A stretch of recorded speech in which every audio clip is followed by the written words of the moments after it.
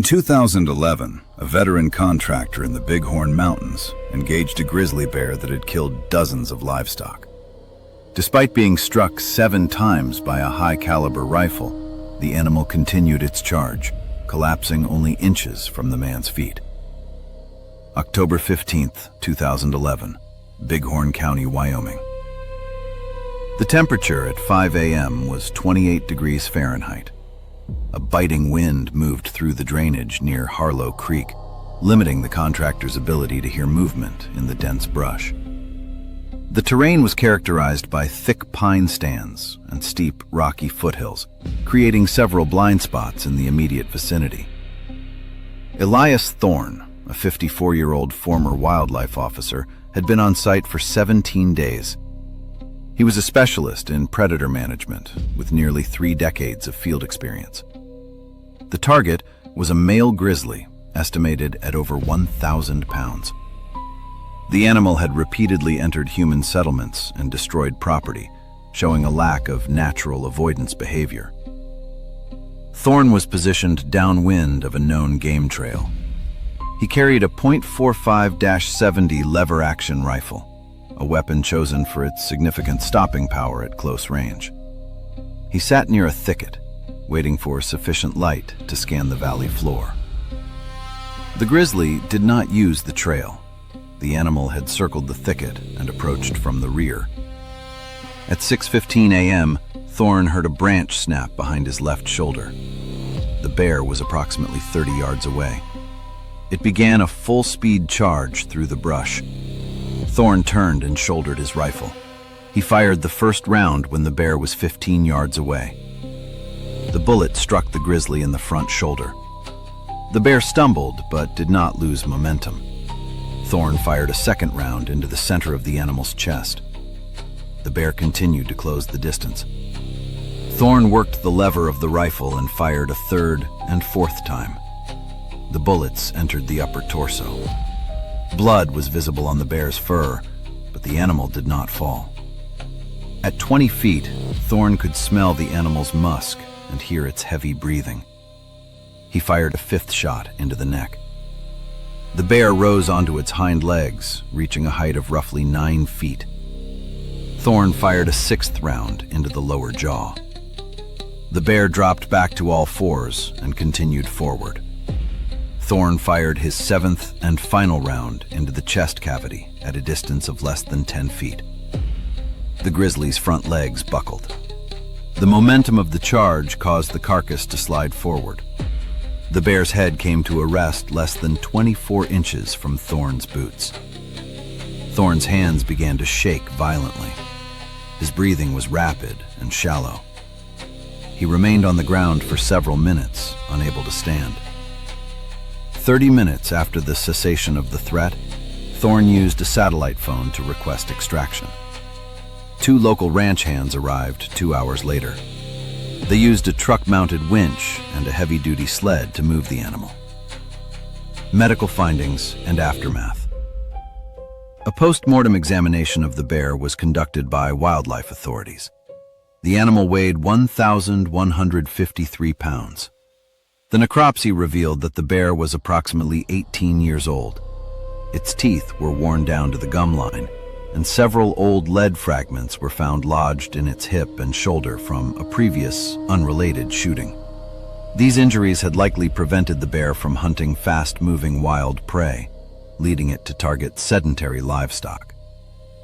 Thorne did not sustain physical injuries during the encounter. However, he experienced significant physiological stress, including a temporary loss of fine motor skills and elevated heart rate for several hours. In the weeks following the incident, he reported difficulty sleeping and a heightened startle response when in wooded areas. Thorne ceased professional predator control and bear hunting following the 2011 incident. While he continued to hunt deer and elk, he shifted his professional focus toward wildlife conservation and land management. The bear was taxidermied and placed in a regional museum as a record of the species' physical capabilities. Incident analysis. Environmental factors.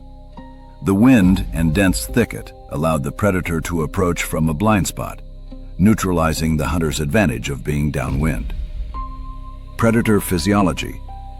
The necropsy showed that previous injuries had altered the bear's behavior, making it more prone to human conflict and less deterred by pain.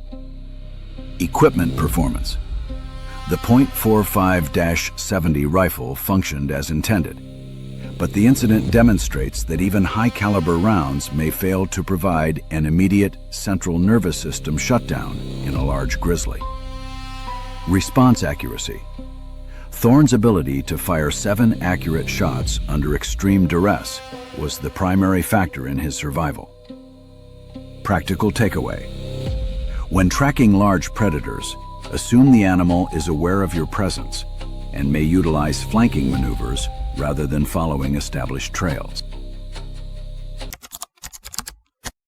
In 2006, a family in Alberta, Canada, returned from vacation to find an adult black bear trapped inside their home. The encounter resulted in a violent confrontation in the basement, leaving one person with multiple fractures and lacerations. August 14, 2006, Banff, Alberta. The primary constraint was structural confinement within a residential property located 3 miles from the park boundary.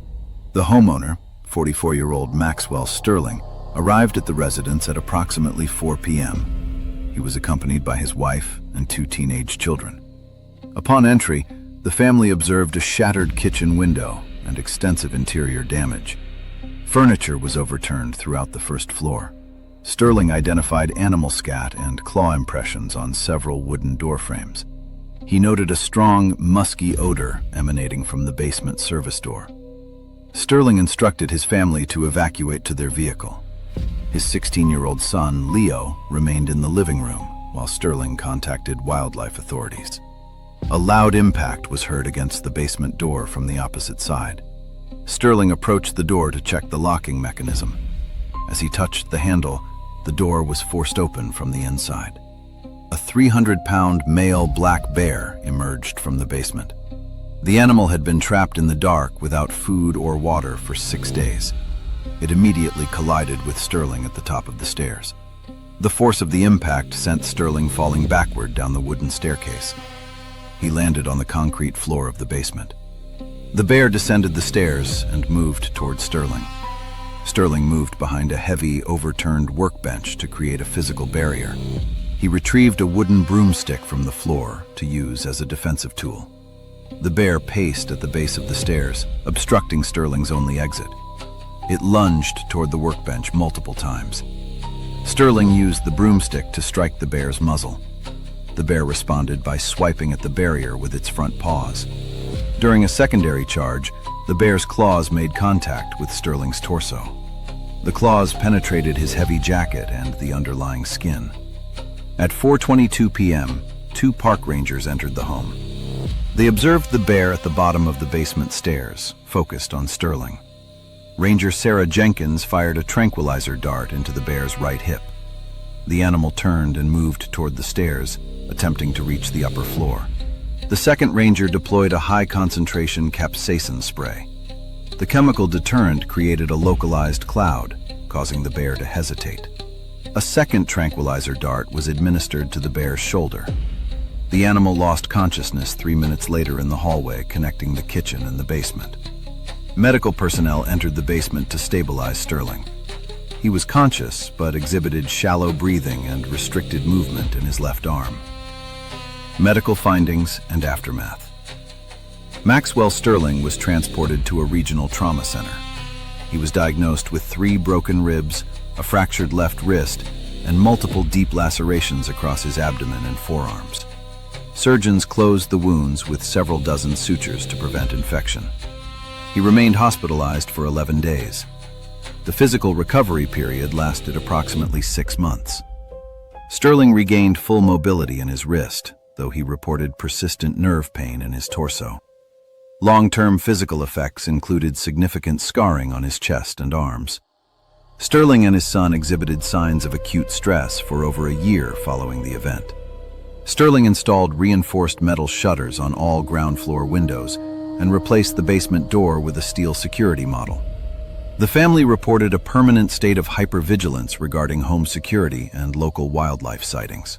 Incident analysis. Entry point. The bear was attracted to the property by improperly secured refuse containers left near the kitchen window during the family's absence. Containment factor. The basement door featured a gravity latch system that allowed the bear to push it open to enter, but prevented it from pulling it open to exit. Tactical error. Attempting to verify a door's security while a large predator is actively vocalizing or moving behind it increases the risk of a breach at close range. Defensive action. The use of a makeshift reach weapon, the broomstick, and a physical barrier, the workbench, likely prevented more severe injuries or a fatal mauling. Practical takeaway. If a wild animal is suspected to be inside a structure, do not attempt to secure doors or investigate. Evacuate all individuals to a hard-sided vehicle and wait for a professional wildlife officer. Before we jump to the next story, if you're watching on TV, you can point your phone at the code in the corner to subscribe. That way, you won't miss the next incident report. The next case begins in a few seconds.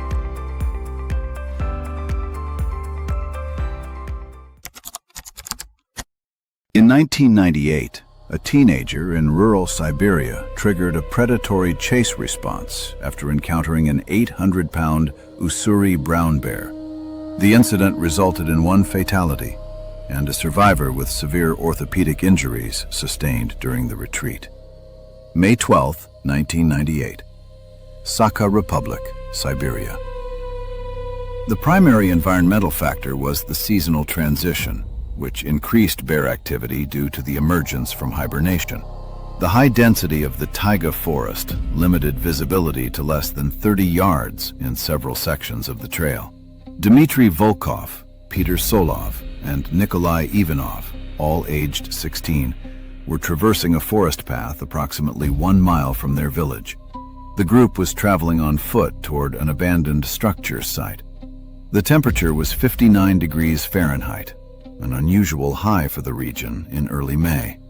At approximately 3 p.m., the group moved into a dense thicket of larch and pine. The teenagers were vocal, snapping dry branches and throwing stones. The noise likely alert local wildlife to their position. Peter Solov observed movement 30 yards ahead in the underbrush.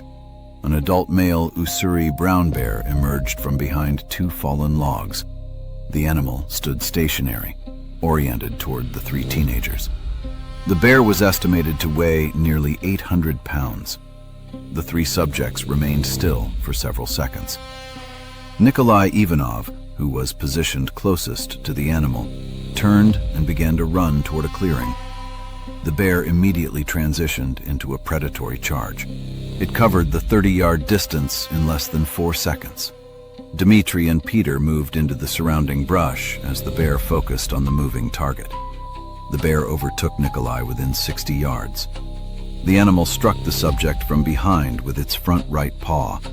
The force of the impact propelled Nikolai several feet forward into a stand of trees. The bear then engaged the subject on the ground. The attack was concentrated on the subject's head and neck area. Nikolai Ivanov died on the scene from massive cranial trauma and blood loss. Peter Solov retreated in the opposite direction of the attack. He attempted to navigate a steep embankment to gain height. During the ascent, he lost his footing and fell approximately 20 feet into a rocky ravine. Peter sustained a compound fracture to his lower left leg. He also suffered several deep lacerations on his hands and forearms from the fall. Despite the injury, he moved along the floor of the ravine, dragging his left leg. He located a dilapidated wooden fence line and used a broken branch as a crutch. The subject reached an area with cellular reception 2 hours later. He contacted emergency services at 5:15 p.m. A local hunter discovered Peter collapsed against the fence 40 minutes later. Peter exhibited signs of hypovolemic shock, including pale skin and a weak pulse. He was transported to a village clinic for stabilization. A search party located Dmitry Volkov several hours later. He was found inside a hollow log 1,000 yards from the attack site. He was physically uninjured, but was unresponsive to verbal commands. The search party located Nikolai Ivanov's remains shortly before sunset. The bear was not present at the site of the kill. Medical findings and aftermath. Nikolai Ivanov's autopsy confirmed death resulted from a crushed cervical spine and extensive blunt force trauma to the skull. There were no defensive wounds found on his hands, indicating the speed of the attack prevented any resistance. The injuries were consistent with a high-velocity impact from an apex predator. Peter Solov underwent 3 separate surgical procedures at a regional hospital. Surgeons utilized internal fixation with metal plates and screws to repair the compound fracture in his left leg. He spent 3 months in a rehabilitation facility to regain the ability to walk. He retains a permanent limp and significant scarring on his lower leg. Dmitry Volkov and Peter Solov were both diagnosed with severe post-traumatic stress disorder. Peter reported a total avoidance of forested areas for over a decade following the incident. Dmitry required several years of psychological counseling to address a chronic startle response and recurring night terrors related to the event. Incident analysis. Behavioral trigger. Running from the bear triggered the animal's chase instinct, a common predatory response in brown bears when presented with a fleeing target. Seasonal risk. The timing in early May coincided with bears emerging from hibernation.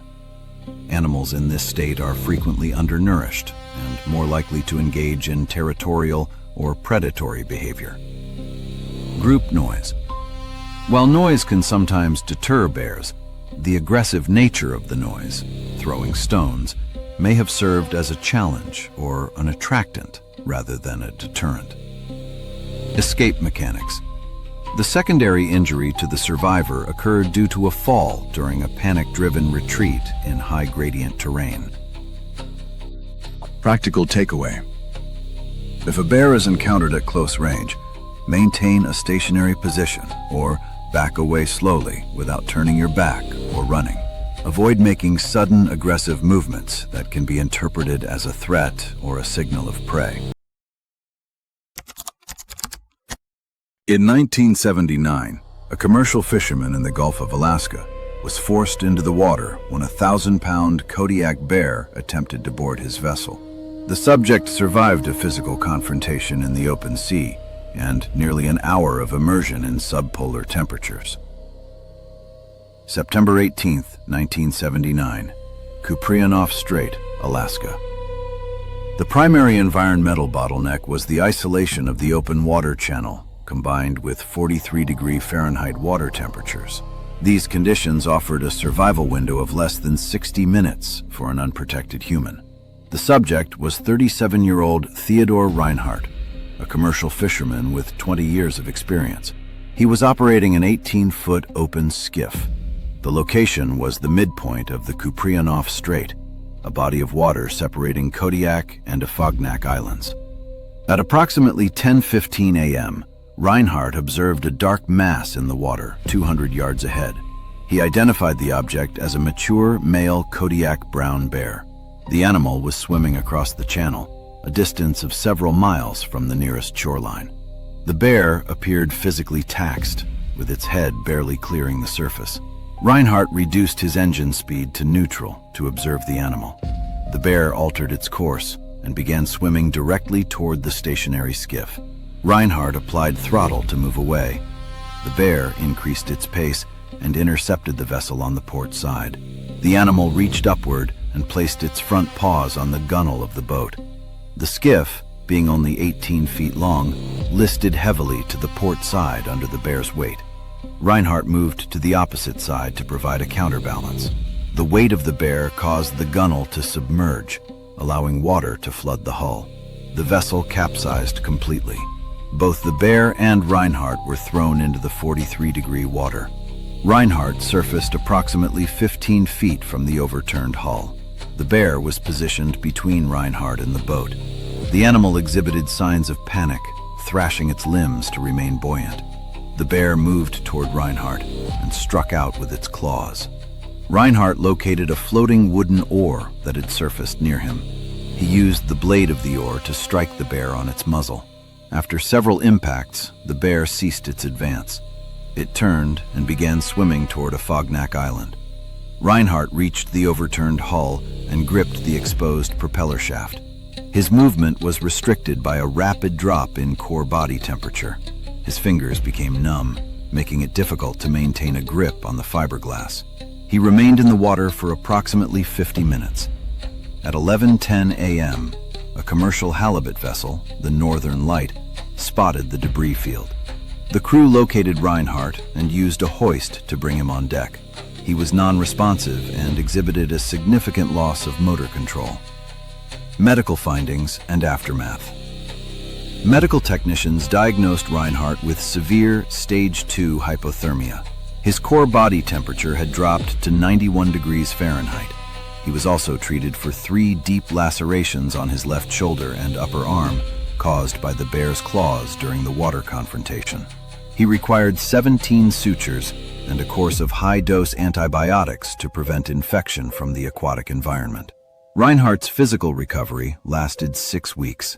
During this period, he experienced persistent numbness in his extremities due to peripheral nerve damage from cold exposure. He eventually regained full sensation, though the scarring on his shoulder remains permanent.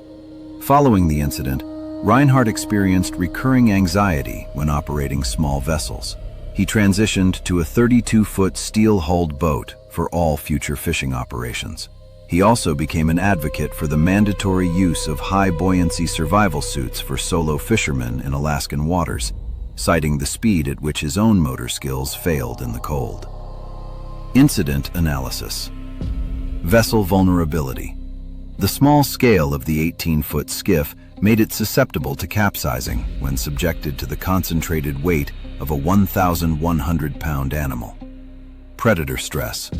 The bear's attempt to board the boat was likely a result of extreme exhaustion and a search for a flotation platform, rather than a predatory hunt. Defensive tool. The use of the wooden oar provided the necessary distance to deter a panicked apex predator without requiring lethal force. Survival gear. The activation of a life vest beacon and the visibility of the overturned hull were the primary factors that allowed the Northern Light to locate the subject before the onset of fatal hypothermia. Practical takeaway. When encountering large wildlife in the water, maintain a distance of at least 100 yards. An exhausted animal may view a vessel as a life raft and inadvertently cause a maritime casualty by attempting to board. In 2017, a group of 5 experienced hikers encountered a 600-pound grizzly bear defending a food source in a remote valley. Despite immediate medical intervention by a physician on site, one member of the party sustained a fatal injury to the femoral artery. September 12, 2017, Hayden Valley, Wyoming. A localized ground fog reduced horizontal visibility to less than 20 feet. This meteorological condition created a sensory barrier, preventing the hikers from identifying wildlife until they were within the animal's defensive perimeter. The hiking party consisted of 5 adults, led by 48-year-old Harrison Montgomery. Montgomery was a backcountry guide with 15 years of experience in high-density grizzly territory. The group included a physician, a photographer, a volunteer, and a retired professor. At 8:45 a.m., the group descended into a sloping meadow. The ground was saturated with moisture, and the air temperature was 42 degrees Fahrenheit. The group maintained a tight formation, striking trekking poles against trees to generate noise. Approximately 4 miles from the trailhead, the fog thinned momentarily. The group observed a herd of elk in the distance and paused to take photographs.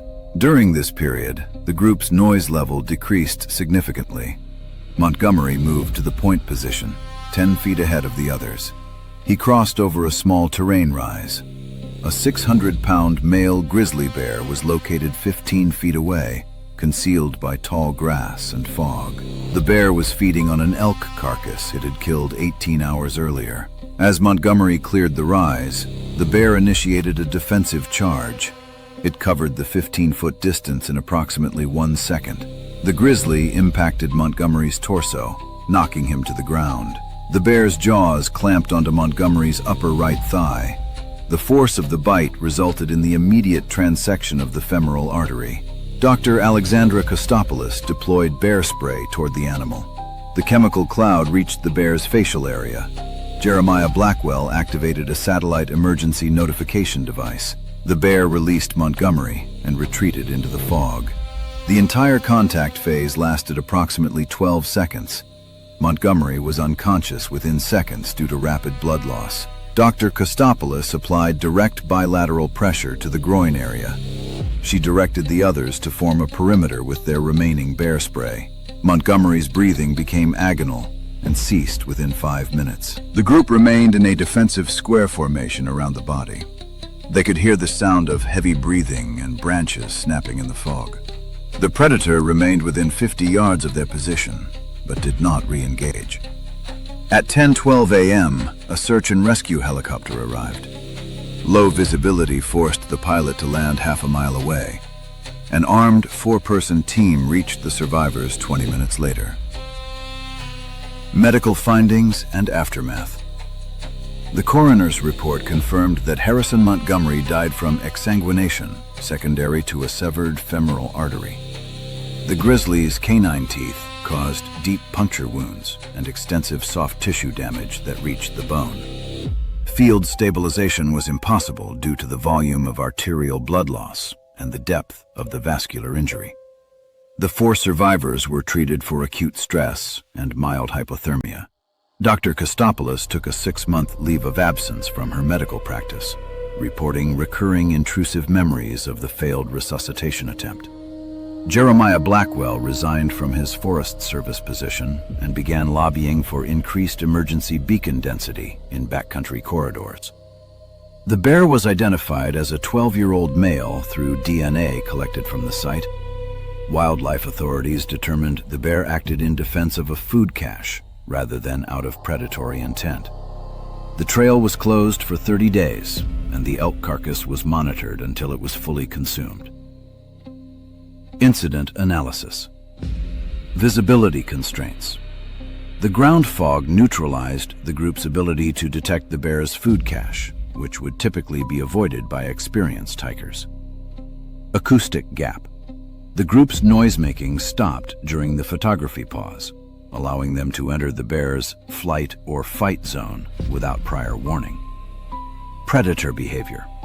A bear guarding a carcass is significantly more likely to engage in a high-speed defensive charge than a bear encountered in transit. Medical limitation.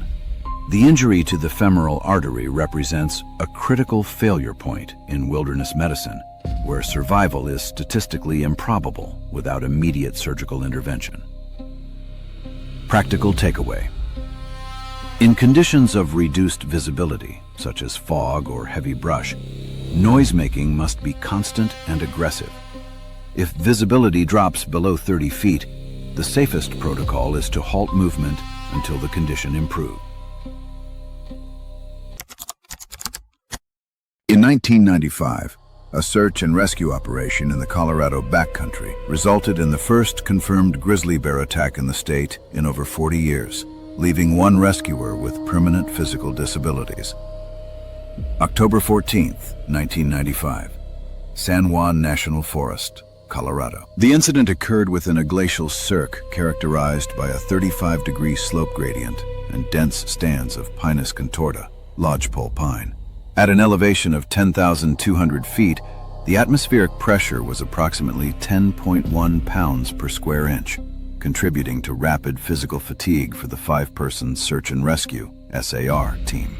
The ground was saturated from a 1.2-inch rainfall the previous evening, creating a high moisture environment that suppressed the dispersal of scent molecules but preserved physical impressions in the soil. The SAR team, Wellington, Sandoval, Jiao, Jenkins, and Hollister, utilized standard-issue Type 2 SAR kits including 2-watt handheld VHF radios and aluminum alloy trekking poles. Their objective was the recovery of 2 hikers, Charles and Marianne Hendrickson, who had been overdue for 72 hours. The team maintained a standard grid search velocity of 1.5 miles per hour. At 1740 hours, the team localized a campsite at the base of a granite drainage. The tent, a nylon geodesic dome model, exhibited no structural tearing, but the surrounding perimeter was compromised. Supplies were scattered in a non-linear pattern, indicating a high-velocity egress by the occupants. Nathaniel Hollister, positioned 200 yards north of the primary site, identified a deposit of ursine scat. Upon physical inspection, the sample contained non-organic fibers consistent with 60-40 cotton-polyester blend fabric. At 1815 hours, as the team consolidated their position, a mature male Ursus arctos horribilis, grizzly bear, emerged from a stand of fallen timber 30 yards to the east. Forensic post-incident mapping estimated the animal's mass at 650 pounds. The bear initiated a predatory charge at a velocity exceeding 30 feet per second. Nathaniel Hollister was positioned on the eastern flank of the group. He did not have sufficient time to unholster his deterrent spray. The grizzly impacted Hollister's upper thoracic region with its right forepaw. The force of the strike, estimated at several thousand pounds of pressure, propelled Hollister backward 6 feet into a jagged limestone outcropping. Upon impact with the rock, Hollister's right femur sustained a mid-shaft compound fracture. As Hollister lay prone, the grizzly transitioned to a lateral bite on his lower abdomen. The animal's canine teeth, measuring approximately 2.5 inches in length, penetrated the abdominal wall, causing immediate evisceration of soft tissue and puncturing the iliac artery.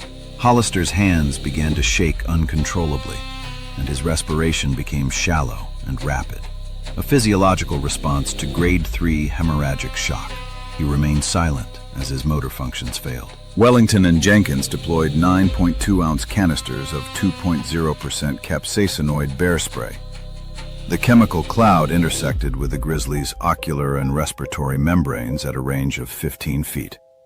The bear experienced immediate inflammation of the mucous membranes and a temporary loss of visual acuity, causing it to disengage and retreat 50 yards. The team utilized this 45-minute window to drag Hollister behind a semi-enclosed rock formation.